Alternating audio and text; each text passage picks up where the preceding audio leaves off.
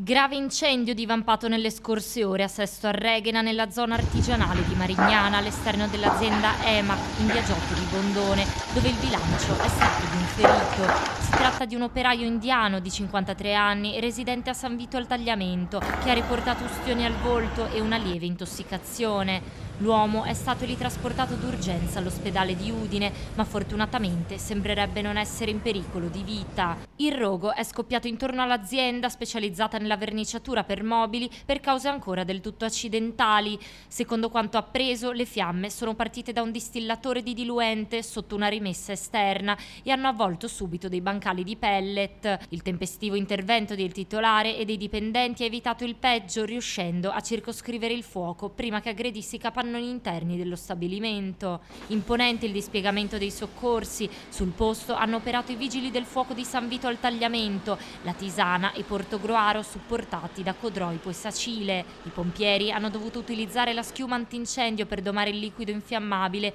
mentre i carabinieri hanno gestito la viabilità.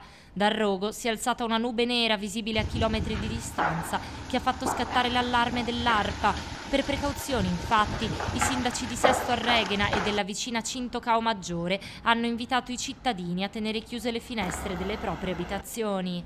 Sul posto, in prima linea, il vice sindaco di Sesto Arreghena, Matteo Morassut. Ci siamo da subito attivati, anche perché comunque la colonna di fumo che si vedeva era abbastanza importante. Abbiamo anche in via cautelativa emanato un avviso affinché appunto ci fosse una cautela nell'apertura delle finestre. Abbiamo poi verificato con l'ARPA, io stesso ho parlato appunto con i responsabili che si sono recati nell'area dell'incendio, che di fatto le condizioni meteo hanno favorito il fatto che comunque il fumo salisse molto in alto, per cui non ci fossero problemi di ricadute di materiali in aree molto ristrette, per cui è stato garantito che appunto la situazione è totalmente tranquilla e sotto controllo.